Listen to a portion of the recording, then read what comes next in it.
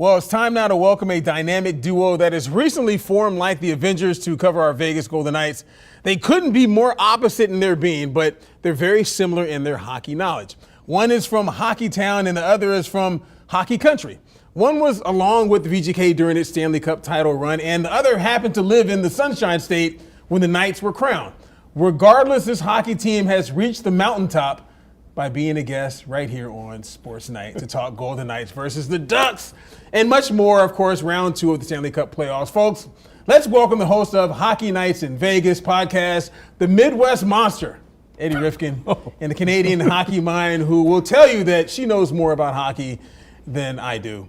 Coach Sarina Taylor, welcome you two. How you guys doing? We're good. How are you? Thanks, Bryan. You doing all right? Good. Yeah, fantastic. Glad to be here. All right. Did I nail that at all? Does that fit you two? I'd say it tracks pretty well. Yeah, there's definitely... Monster of the Midwest feels like a T-shirt. Yeah. It feels like a T-shirt? That'll be his next T-shirt. Exactly. Sure. Next time he's on the podcast, he's going to have a shirt called mine. Okay, I got you. I guess first we got to start with the originator, Mr. Eddie Rivkin here. Hockey Nights in Vegas, how did the podcast start? My very good friend Joe Payne and I, Joe covered the Golden Knights from the onset, wrote a book. Oh, wow. We talked about just doing a podcast, not like regular news, not formal, more like two guys sitting around talking about hockey. As it should be. We wanted to be approachable. We didn't want to be mindful of our language. We just kind of wanted to do that here, though. No, I'm all good. But we just wanted to have something that regular fans could listen to and understand the game, because when we started the podcast, the hockey market was still very new in Vegas. Yeah. And the fan base was a long way from being really well informed. So we talked to the people like we were sitting around having a beer. Okay. And we never got too deep into statistics or anything like that. We just talked about hockey.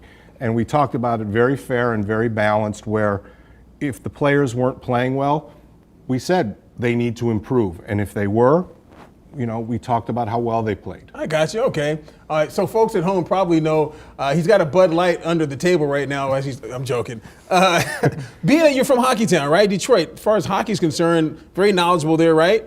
Yes. How do you kind of compare the knowledge of a hockey fan in Detroit as opposed to a hockey fan here in Las Vegas?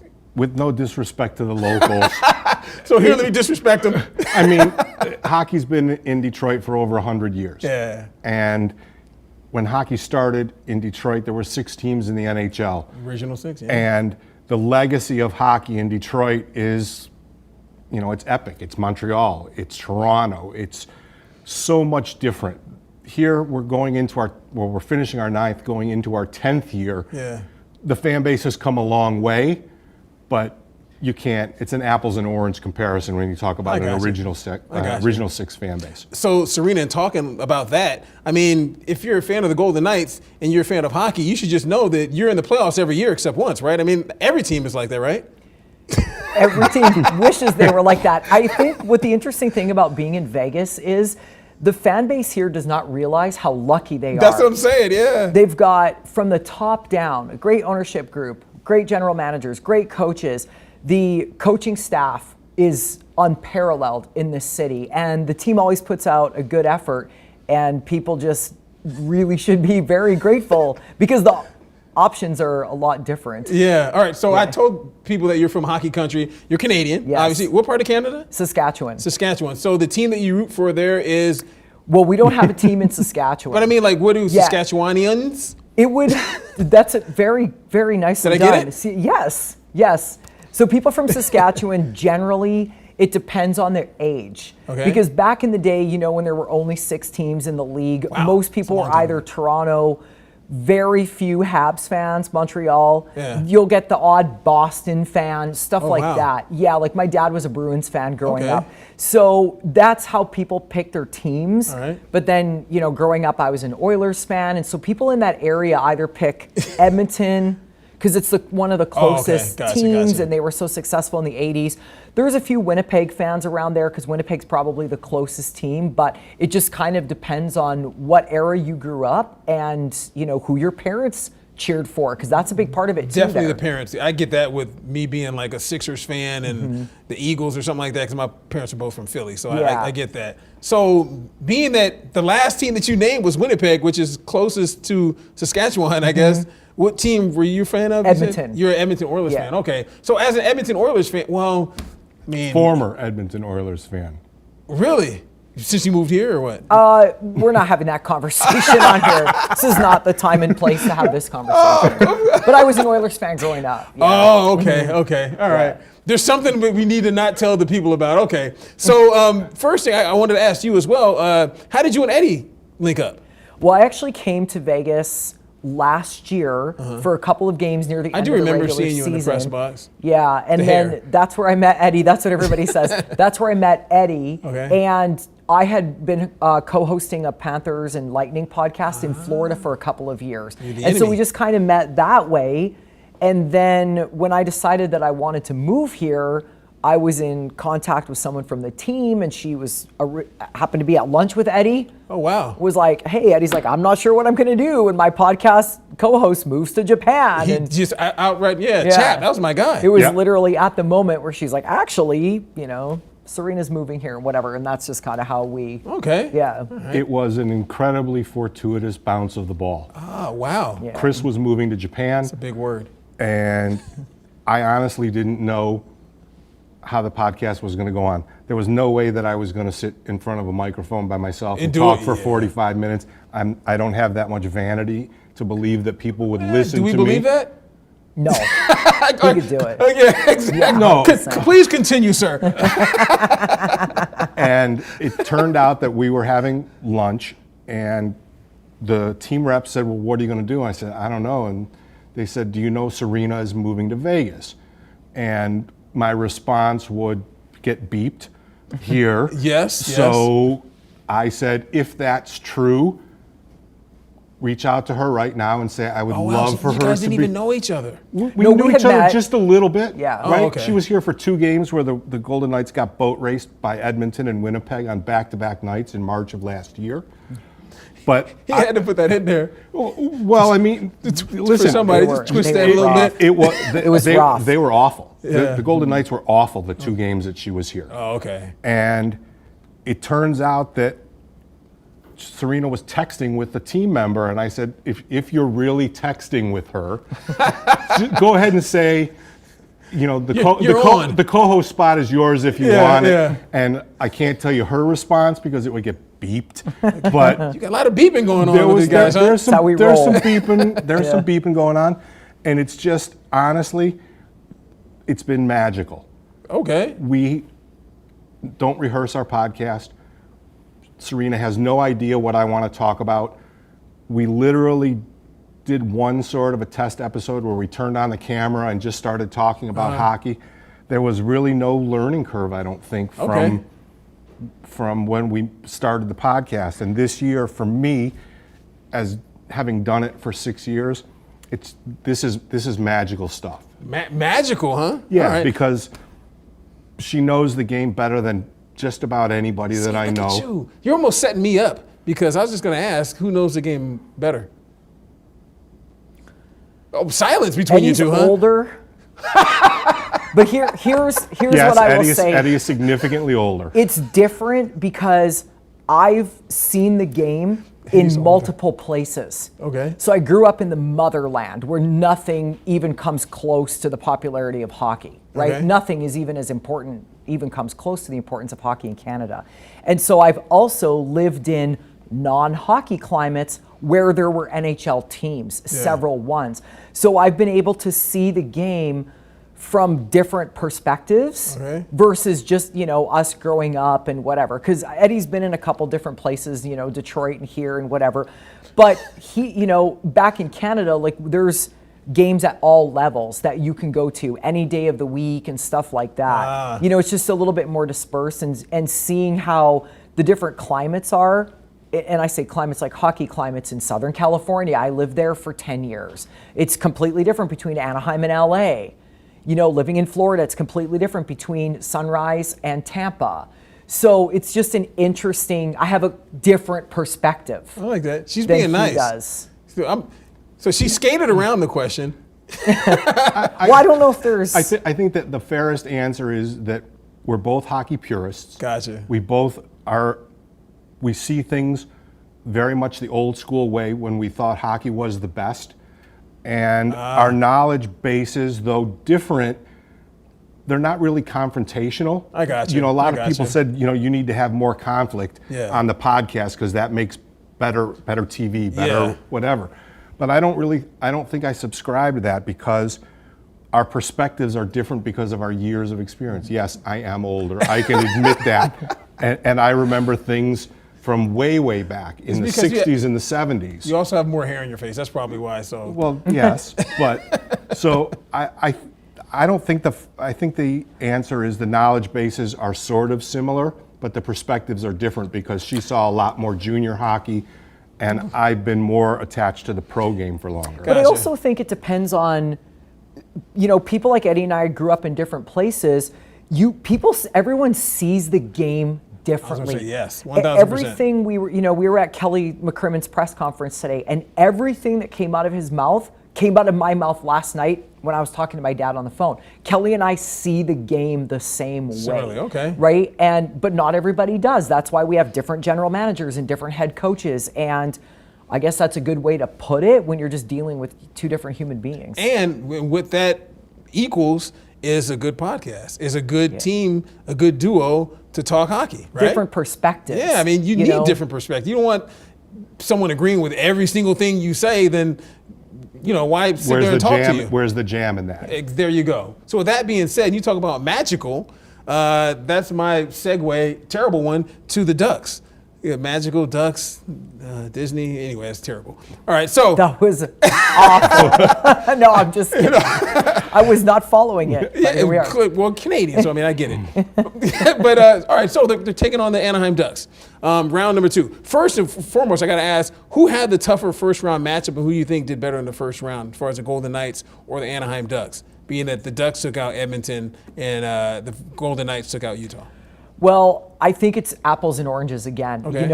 Anaheim was playing an Edmonton team that has more experience, was probably the better team, but didn't bring it. Versus Utah came out flying the first couple of games. They had a lot of momentum. They had young guys like Logan Cooley who can skate circles around was everybody, balling.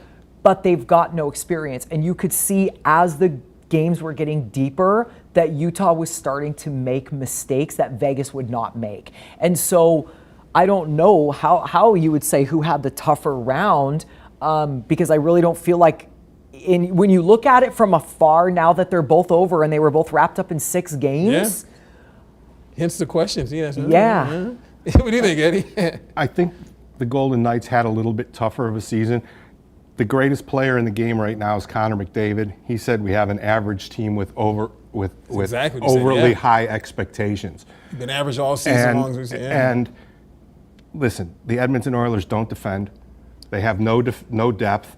They've made their living trying to outscore the other teams, and they ran into a younger, hungrier. Listen, honestly, a dumber team. They didn't know. They just went out and played. They performed for Joel Quenneville, and they outscored the team that outscores other teams. That's a good way to put it, because there's a ton of goals in that series. Yeah, right? I mean, it was like pond hockey. Yeah. When you look forward to the Ducks series, the Golden Knights played a team that's going to play similar to Utah. Yeah. Fast, up the ice, go, go, go, go, go. The difference is that Utah didn't play a team that defends. So there are some incredibly marked differences going into round 2 from round 1. Go ahead. Please jump in. Yes. You mean Edmonton? Yes. You said Utah. Anaheim didn't play a team that defends. Right, Anaheim. Yeah. Anaheim okay. didn't. I knew that's what he was trying to say. So Anaheim has to adjust to a team that defends. The Golden Knights just continue because they're playing a different colored sweater who plays basically the same style. Anaheim does not defend well. Yeah. They goaltending a little bit shaky as well, but they're not going to have as easy a time going up and down the ice versus the Golden Knights as they did versus Edmonton. Okay. So with that said, while you got your train of thought going, with that being said, does that lead to an advantage for the Golden Knights going into this series, meaning that they're kind of getting their rhythm against a team that plays like Anaheim, that plays like Utah, Do you think that they'll continue and get better and have a better series against the Ducks than they did against Utah? I'll come right here next. I don't think it's an enormous advantage, but they now know what it's going to be like. Where Anaheim is going to have a very stiff learning curve in games 1 and 2. The Golden Knights just have to do what the Golden Knights do. Experience, depth, maturity. They're going to have that against basically any team that they play going forward in the playoffs. Except for Colorado, obviously, if they get to Colorado, and that's the advantage that they have. They've been there, right? The great American philosopher Mike Tyson said, everybody's got a plan until they get punched in the mouth. So true. Right? True. The Golden Knights don't care if they get punched in the mouth. They don't change. They just say, not out of the game, keep doing what we're doing, and we'll get the result. And if you look back at this regular season, the amount of games that they fell behind and came back, this is true, shows you that they don't have a panic button. They just go out and do their thing. Well, keeping in the boxing analogy, which you know I love, they just got a great chin. They got a great chin. They can get punched in the mouth. That's all right. I got a good chin. I'm good for it. They do, but for a while they didn't have a chin. Yeah. Like we talk about, they take a hit, they do all these things. But for a while there was no sense of urgency on this team. Like, we'll get it. Yeah. And then I think the biggest thing is John Tortorella coming in, combined with Carter Hart coming back. He's been unbelievable. I feel like Mitch Marner is way better than people realize. He is so talented. He almost has to be, honestly, really. Well, I mean, and people realize you're talking about like he's way better than people realize. Because I mean, yeah, for the most part, he'd probably admit the fact that he thinks he probably should have had a better season, or no? No, especially. I don't know. Even coming off the 100 whatever points he had last season to he had to have 80 or something this year. He had to do that in Toronto. The things that he did here, even alongside Austin Matthews. Yeah, I throw all that out. I look at the sum of the parts as opposed to one little silo. Mm-hmm. We watch the game different, Sarina and I do. The little things that Mitch does that if you don't know, if you don't understand a lot, the small nuance plays that he makes, the lifting of the stick that led to the double overtime goal that Howden scored. Those little tiny things that never show up on the score sheet those are the intangibles, like when you check intangible boxes. I would completely agree with that. He's the William Karlsson of the Golden Knights when William Karlsson to me has been gone, like doing like the little things, the 200-foot player and everything else. But would you not say that, again, this is me talking as a host, would you not say that Mitch Marner thinks he'd had a year under what he thought that he would have, or thought that he hoped that he would have had? That's an interesting question, because I think we talked at the start of the year about whether or not Mitch was going to be a 90-point guy. And Eddie's like, yeah, I think he's going to be. But this is a different team. You don't think he needs a 90-point This is not, they don't have a 70-goal scorer on this team. So when Mitch comes in here, Mitch knows his role. I've seen Mitch play at the international level, all the way down to junior hockey. I know Mitch's style. He's there as a teammate. He's there to contribute. Not just the overtime goal that Howden got shorthanded, but the other goal that Howden got in the same game, I believe, in front of the net. It's because Mitch drew two guys along the wall. Mitch knew exactly what he's doing. He knows where his teammates are on the ice. He knows exactly what he's supposed to do. He's not flashy, but he's by far the smartest and most talented player on that team. Wow, smartest. Oh yeah, 100%. Ice smarts, for sure. Yeah, he's got a hockey sense. More than Stone? Yeah. Stone is different. Stone is the brain and the motor that drives. Because you can tell he's a super intelligent player. He's a worker. Yeah. Right? But Mitch, the whole of it, I think is more. And you have to remember, Mitch was in Toronto for 9 years. And new city, new team, new house, new school, brand new baby. He wasn't going to come in here from game one and be a 100-point guy, because he didn't have to be. Gotcha. But over the year, you see his production going up. He's still a point-a-game guy. Yeah. And that's more than enough for this Golden Knights team. He doesn't have to carry the load when you've got Jack Eichel, when you've got Mark Stone, when you've got other bona fide superstars and people who are scoring a lot. The difference is all the little things that he does that makes his teammates better that don't necessarily show up on the score sheet. All right. So it wasn't intended to be a Mitch Marner thing, but that's great conversation, though, because to me, I think Mitch Marner is almost filled in to be the guy that William Karlsson wasn't able to be. He's been out all season long. I don't agree because Mitch was brought in to be Mitch Marner. Unfortunately, losing Karlsson, Mitch had to step in as a center. I don't mean as far as position. I'm talking about being like the fill in the gaps guy, not to be like score all the points and score all the goals or whatever, but to be the guy who does the little things that people don't necessarily see.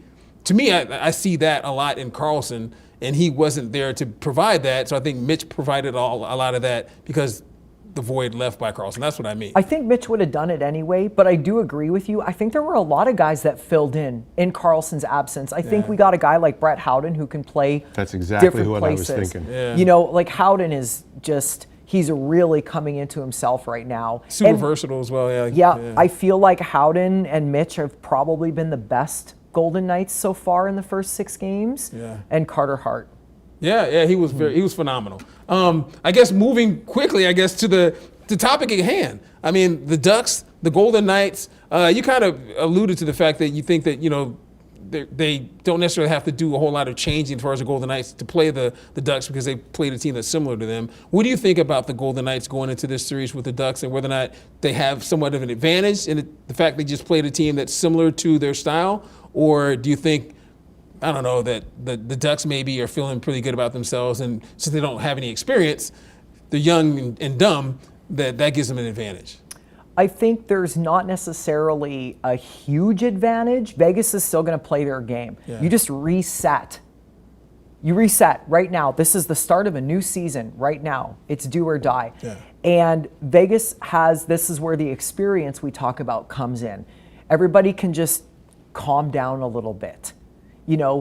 Anaheim's wound up. They just knocked off the powerhouse Oilers, all this kind of stuff. But it is the same style of play, and I think where that benefits it is with the coaching. With a guy like John Tortorella, he's pretty new to the team. 14 games?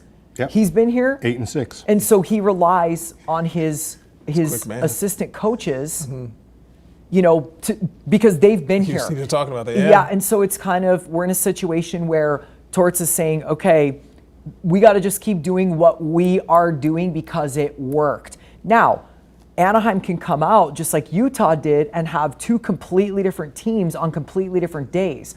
So the only thing you can do is control what your team is doing. Control the controllables, right? Yeah. Right. So if Anaheim's going to outskate them like Utah did for a couple of games, there was no way VGK was going to catch Utah. Yeah. That's a fact. Everyone's expecting Anaheim to be very fast as well. Fast doesn't always win. You have to play smart and you have to hit. And when Vegas kept hitting, Yeah. Utah wasn't hitting. And Utah was caught out of position way more than I thought they would be in the last couple of games. And I Gotcha. think that's going to happen to Anaheim. Oh, okay. All right. Yeah, So Vegas that brings me to the point you're going to say something. I think the biggest difference in the series is probably special teams. Anaheim was 50% on the power play against Edmonton, and the Golden Knights, shorthanded, scored more goals than the Utah crazy. power play. It's crazy. And It's crazy. if the Golden Knights stay out of the penalty box, I think they just wear them down. I think that it's like old man strength, right? We possess it. I just think that Anaheim is going to be a problem for years to come. Okay. They were so bad for so long that they got to draft unbelievably talented kids like Leo Carlsson and others. They're going to be a problem. They're just not going to be a problem this year. Not 2026. No, they've got the coach with the second most wins in the history of the NHL with Joel Quenneville. They've got tons of talented kids. But, I mean, you're a basketball guy. You don't usually win the first time you get to the dance. You are correct. You have to learn how to win. And I think that the Golden Knights have proven by the amount of cups that are in the room that they know how to win. And I think that's probably what swings this series, much as it did against Utah. I got you. In my defense, I know a little bit about hockey. It's okay. Well, Wayne Gretzky said you have to learn how to lose before you can learn how to win. That's a good sports analogy. I mean, because that's the truth. And I think this is going to be, I think that was a situation with Utah. I think it was this, and it's just, Vegas has a lot of guys that have lost and guys that have won, and even guys that have come from other teams. That have done both, yeah. Yeah, you have, the Noah Hannafins and the Rasmus Andersons didn't play on strong in Calgary. Calgary was not very Mark strong. Stone. In Ottawa. Correct. But Mark's been here for long enough. But I think, this is where we're going to see guys like the Rasmus Andersons, who are incredibly talented, just play their game. Like a Noah Hannafin just plays his game. And Anaheim doesn't have those guys. They just kind of have a bunch of guys that can play really hard and they skate go. really well. I mean, they go. And they have a great coach, but this is analogy. the mentality is similar between Vegas and Anaheim. Upper management doesn't care as long as you're a coach that's going to win. They don't care about Joel Quenneville's history, getting fired and all this kind of stuff and this drama that happened in Chicago, whatever. They don't care. Yeah. As long as you're going to win hockey games and you can help the team win, you're going to be here. And I think that's a mentality that's very important even when you compare it to, like, Minnesota would be a great example. A lot of talent, but can they get past Colorado? Can they get past the Golden Knights? Yeah. Well, but Minnesota has to beat Colorado in this next round. I'm just talking in general. I'm talking about in general in the past because they've never gotten past the Golden Knights. But it's the mentality. It's the different general managers, it's the different coaches, it's the different everything. I got you. This has actually been fun. We could do this forever. Go ahead. You want to say something? No, keep going. No, I was going to say we could do this forever. I'm not hearing it in my ear, but I know I would because I know they got stuff to do. But we could talk about this forever.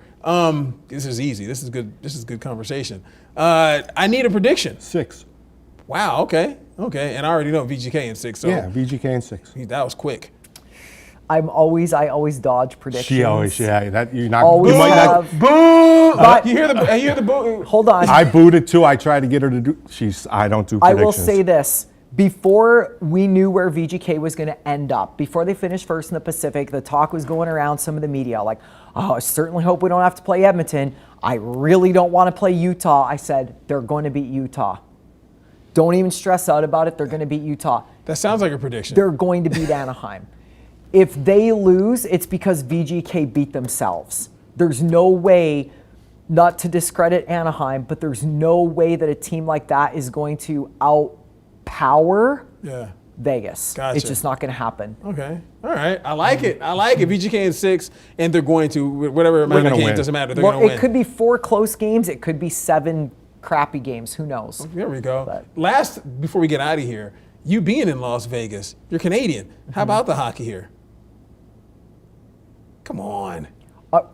I'm just curious. Pump the tires a little, would you, for hockey in Vegas? Are you talking the Golden Knights? No, or in general, this just is in the- general, I just like- gave you a look of like. I know, I'm not I sure know. what specifically you're talking about because you're asking the wrong person. No, I'm not. Because Your opinion is your opinion, so I'm asking the correct person. well, it's. I mean. Do I want people to watch our podcast ever again? Okay. Yeah, I'm like, do you really want me to be honest? Because it's not. There is none. Other than I go to the Henderson Silver Knights games as well. Yeah. I mean, there's a little bit, but there is, there's a lot of good programs. I'm going to start helping out with the VGK Learn to Play program and some of the girls' programs. Okay. So there are Learn to Play. There's 8-week Learn to Play programs for kids who want to Hooking get up with Darren involved. Elliott, huh? Yeah, all those guys. Everybody helps out. So Good people. it's good to have them, even if these kids never even want to go to the NHL or they never want to do whatever. That's okay. It gives them an opportunity to get out, learn how to skate, and learn how to play. See, Sarina is learning to be an American politician. Because I knew what to say. I've lived here long enough. Well done. Sarina Taylor, Eddie Rivkin, Hockey Nights in Vegas. Thank you guys for joining me. I appreciate it. Yeah, thank you so Thanks, much. Bryan. Appreciate it. Yeah.